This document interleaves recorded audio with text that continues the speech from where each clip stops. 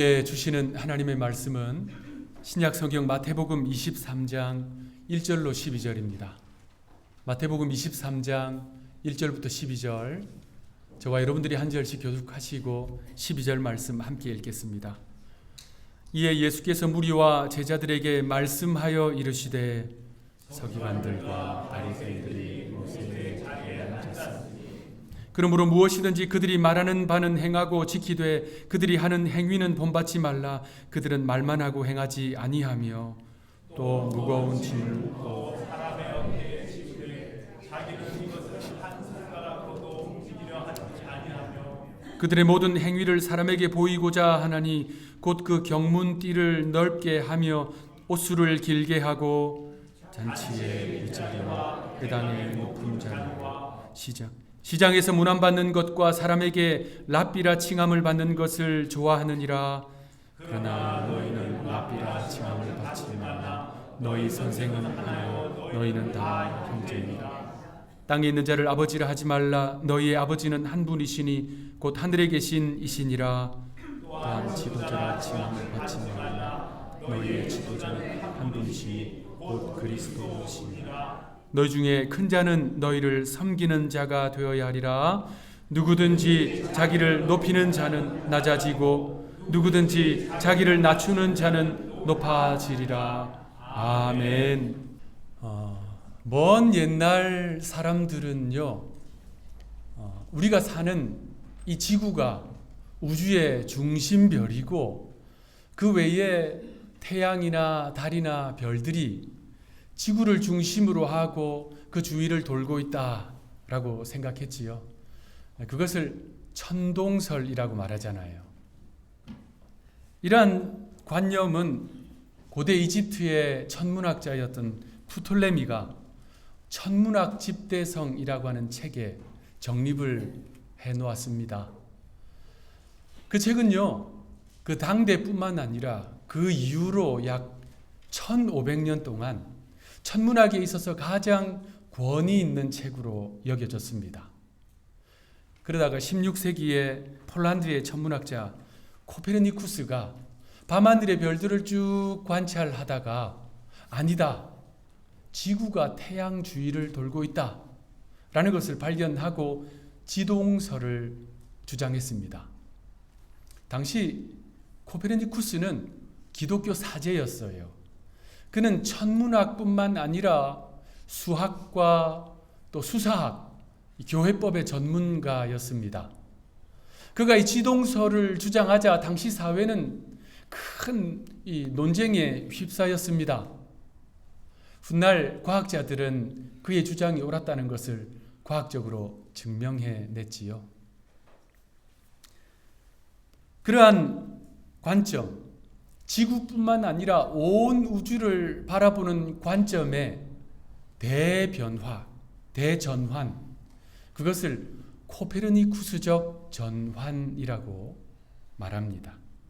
하늘의 해와 달과 별들, 온 우주가 지구를 중심으로 돈다는 관점에서 반대로 지구가 태양 주위를 돌고 있다라고 하는 관점의 대전환, 이러한 코페르니쿠스적 전환은 우주를 바라보는 우주에 대한 관점의 변화이기도 하고요.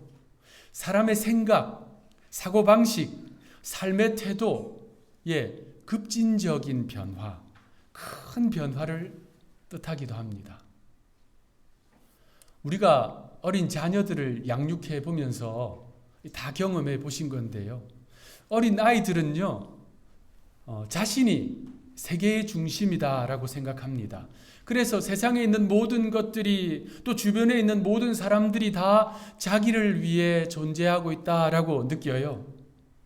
그런데 그 아이가 자라면서 점점 알게 됩니다.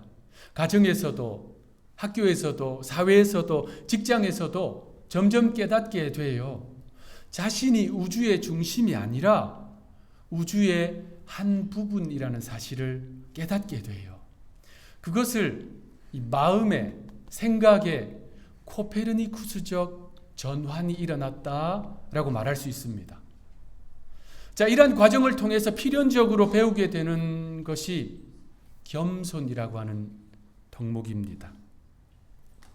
자기중심적인 어린아이의 태도에서 이제 타인을 생각하게 돼요. 그들을 인정하고 존중하고 돕고 협력하고 섬기는 태도가 발생합니다.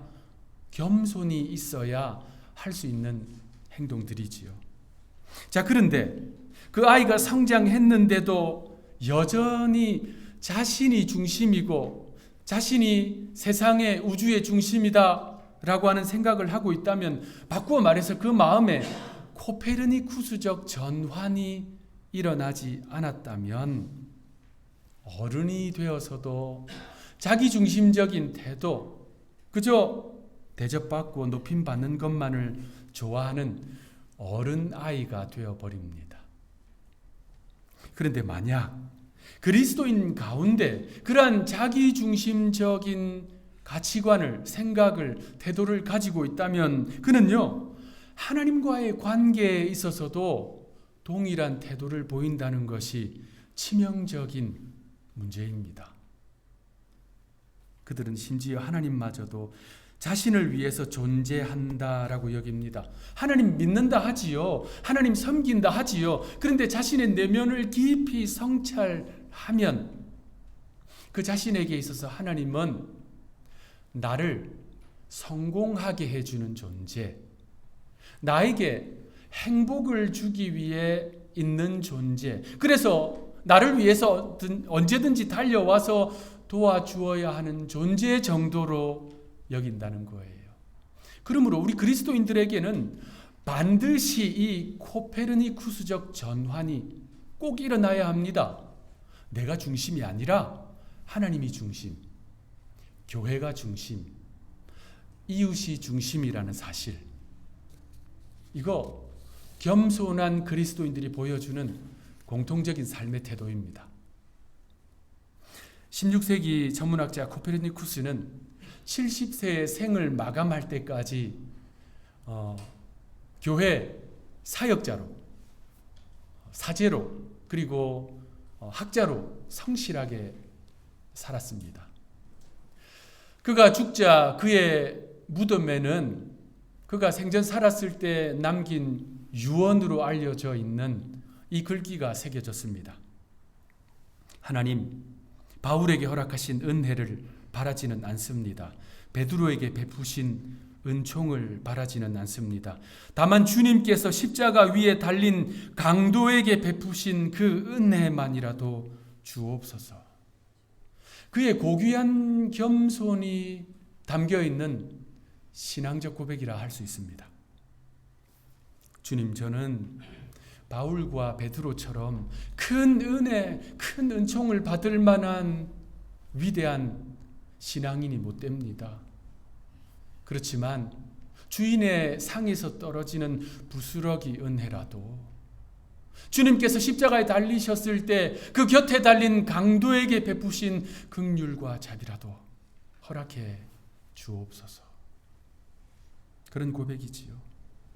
워싱턴 DC에 위치한 명문 조지타운 대학교의 프란시스 암브로시오 교수는요, 의미 있는 인생이란 무엇인가?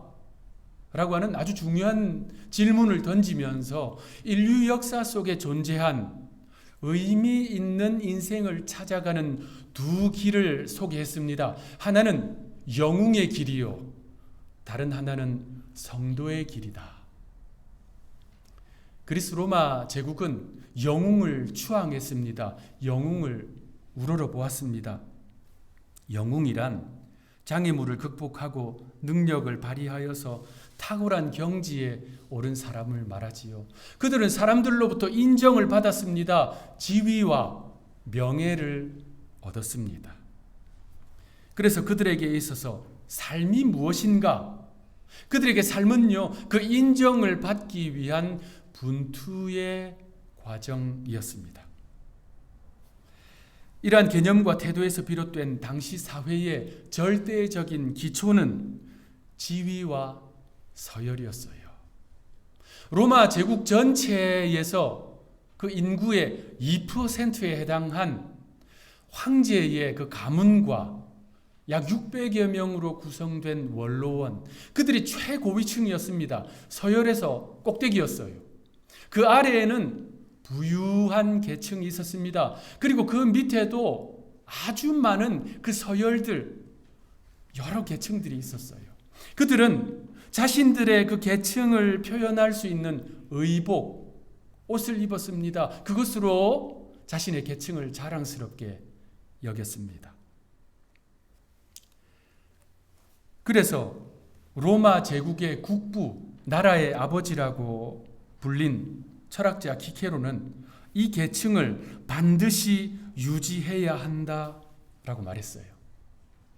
자, 그 계층의 맨 아래에 있는 사람들, 그 당시 표현으로 그들을요, 볼품없는 존재라고 불렀어요. 그 볼품없는 존재, 그 서열, 그 계층에 있는 사람들은 영웅의 길, 위대함과는 거리가 먼 사람들이었습니다.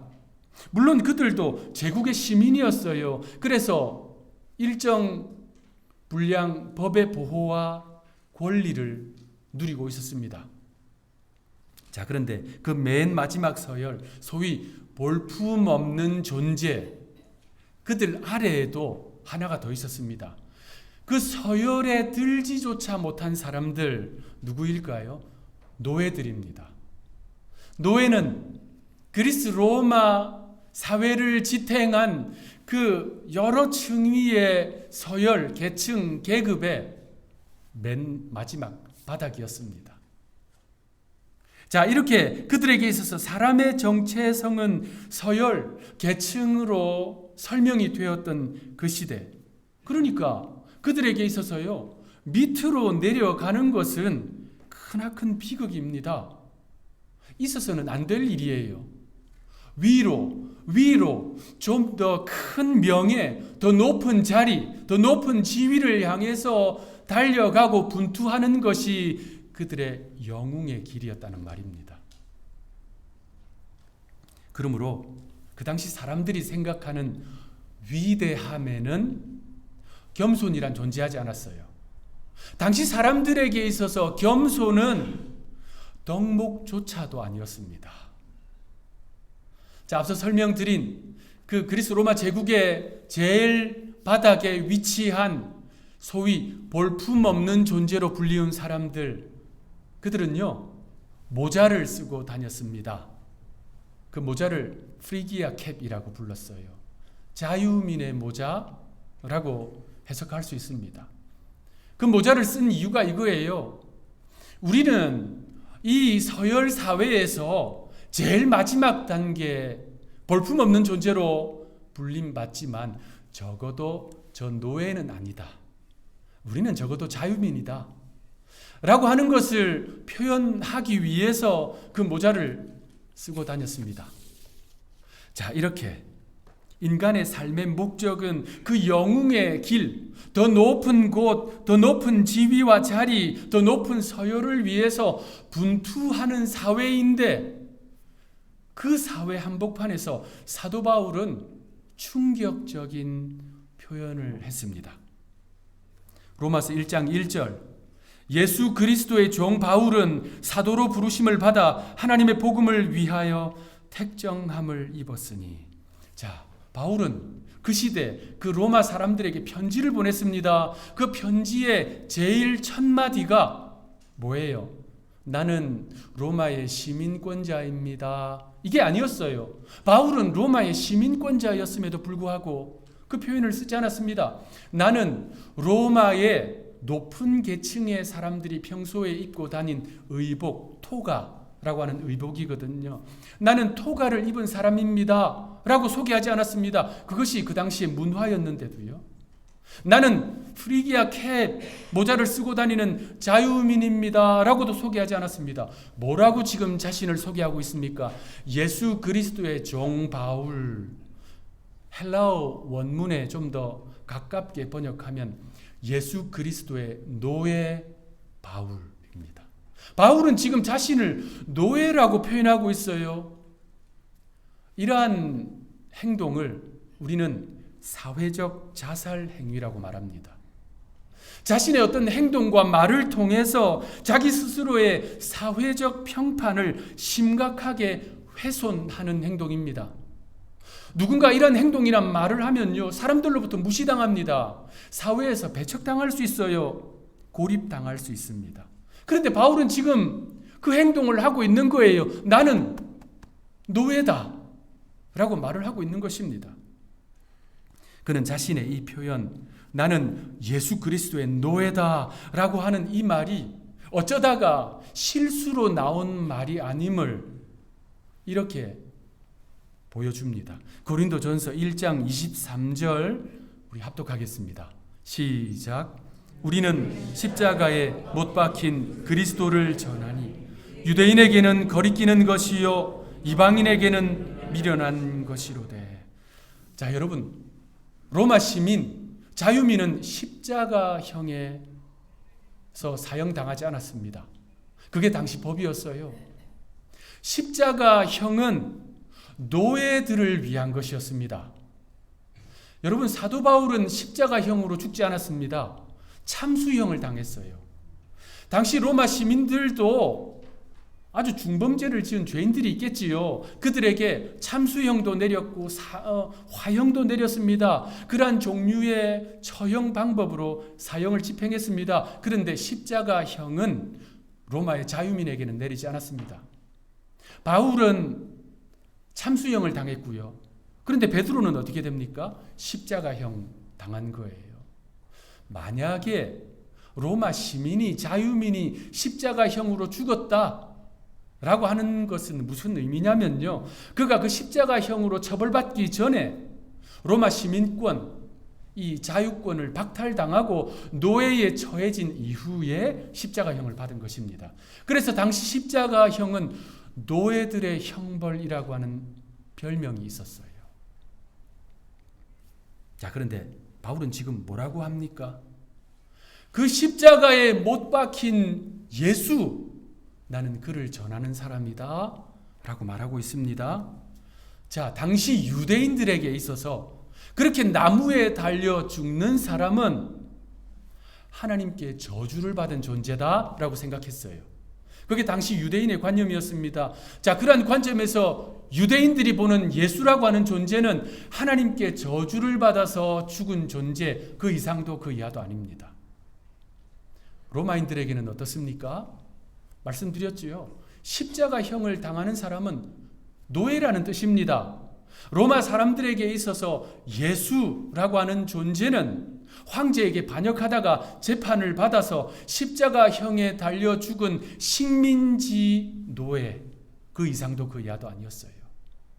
그렇게 유대인들도 꺼려하고 로마인들은 그 이름조차 부르기 싫어한 십자가형이라고 부르는 것조차도 싫어했습니다. 치욕적이었거든요. 그 십자가에 달린 예수. 자, 그러니까 바울이 쓴 이 고린도전서 1장 23절은 그들에게 어떻게 다가오냐면요, 우리는 십자가에 못 박힌 예수라는 노예를 섬긴다. 우리는 그 노예의 노예들이다. 영웅의 길, 높은 자리, 더 높은 자리를 갈망하는 그들에게 있어서 바울의 이 편지는요, 정말 충격적으로 들릴 수밖에 없는 거예요. 자, 그런데 우리는 압니다. 바울이 왜 이런 말을 했는지 우리는 알아요. 그가 추구한 의미 있는 인생은 영웅의 길이 아니라 또 다른 길, 성도의 길이었다는 사실을 우리는 잘 압니다. 오늘 본문에서 예수님은 바로 그 성도의 길이 어떤 길이냐 선명하게 보여주십니다. 오늘 본문 11절 12절 우리 합독하겠습니다. 시작. 너희 중에 큰 자는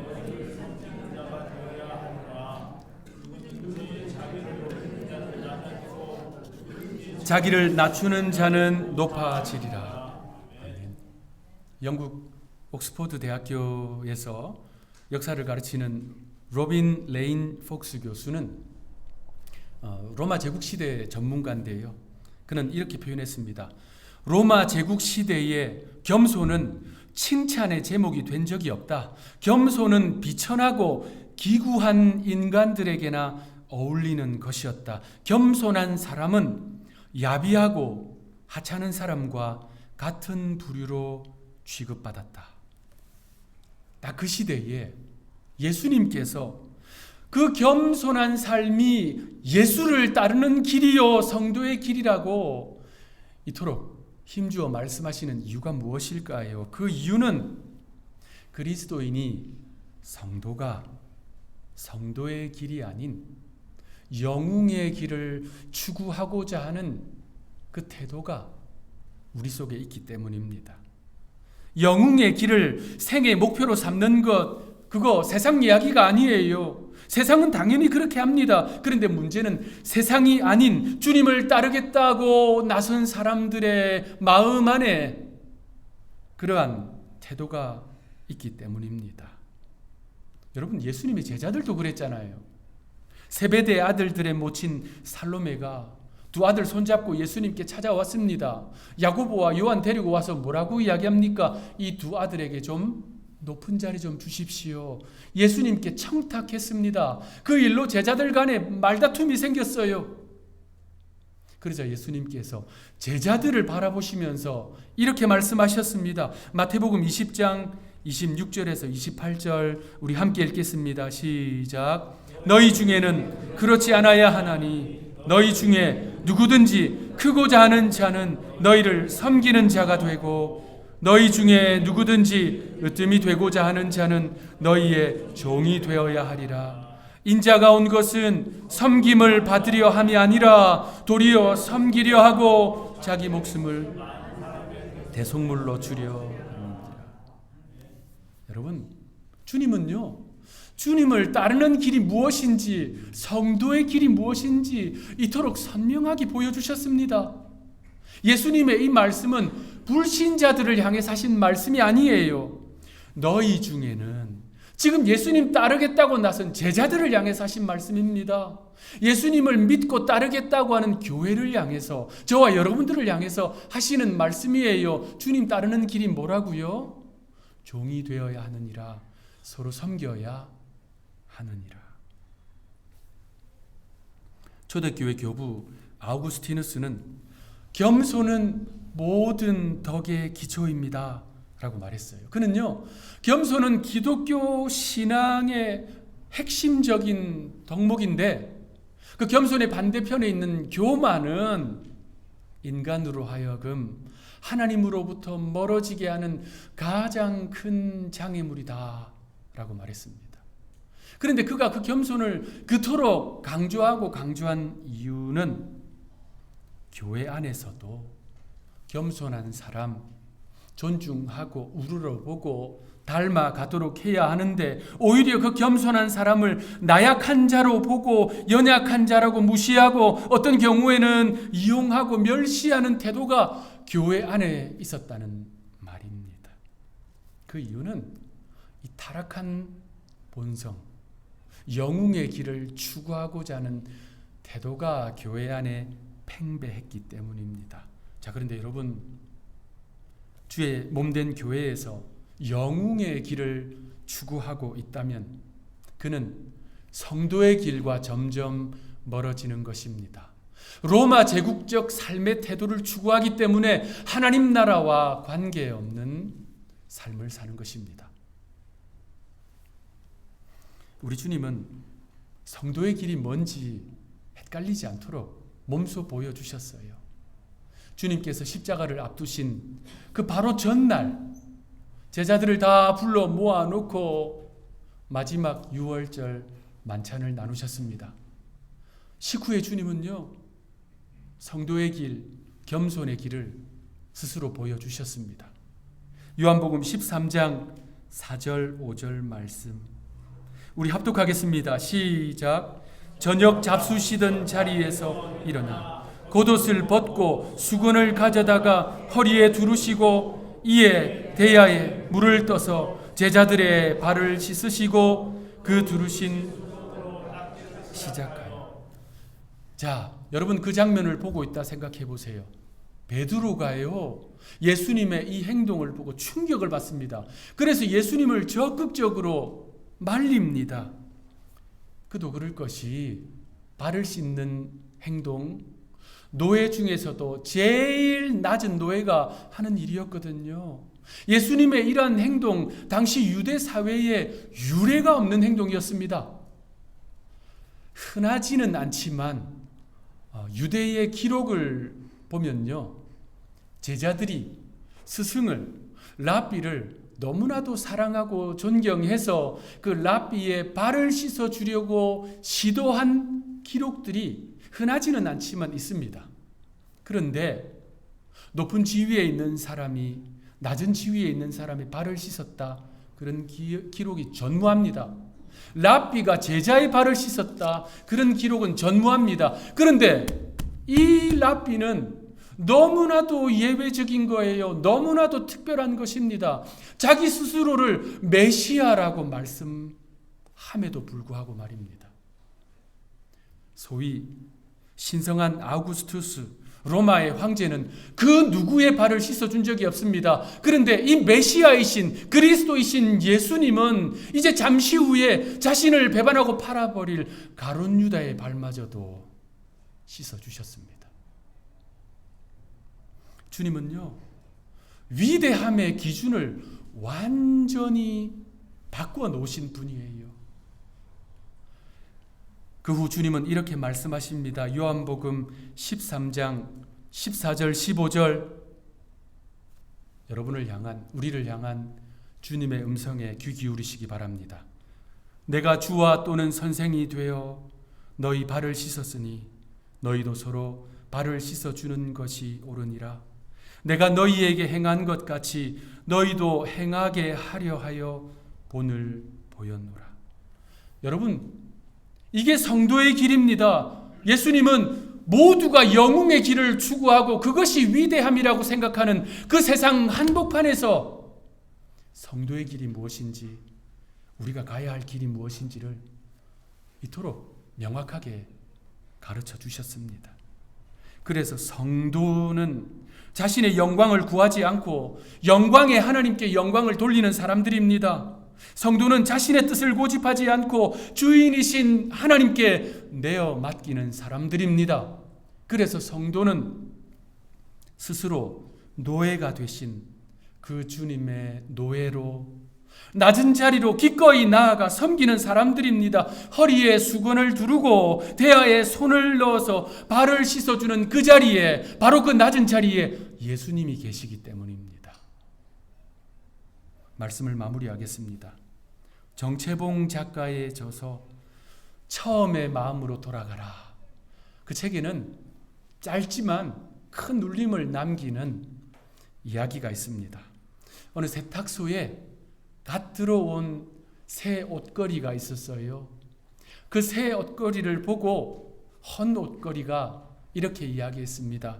너는 옷걸이라는 사실을 한시도 잊지 말길 바란다. 그랬더니 묻습니다. 왜 옷걸이라는 사실을 이토록 강조하십니까? 그랬더니 선배 옷걸이가, 헌 옷걸이가 이렇게 대답했다지요. 잠깐씩 입혀지는 옷이 자기의 신분인 양 교만해지는 옷걸이들을 그동안 많이 보았기 때문이다.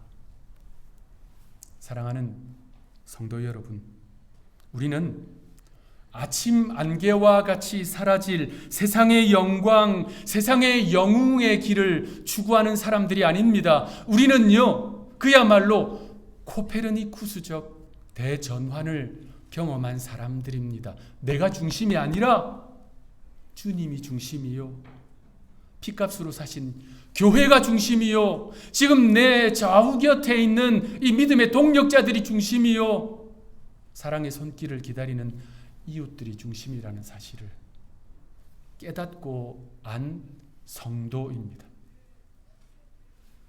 그러므로 이 겸손의 신앙적 가치를 기억하고 성도의 길, 겸손의 길, 주님 계신 그 낮은 자리로 나아가 섬김의 삶을 실천하는, 그래서 하나님 보시기에 진정 위대한 존재가 되는 저와 여러분들, 우리 하늘교회가 되기를 구주 예수님의 이름으로 축원합니다.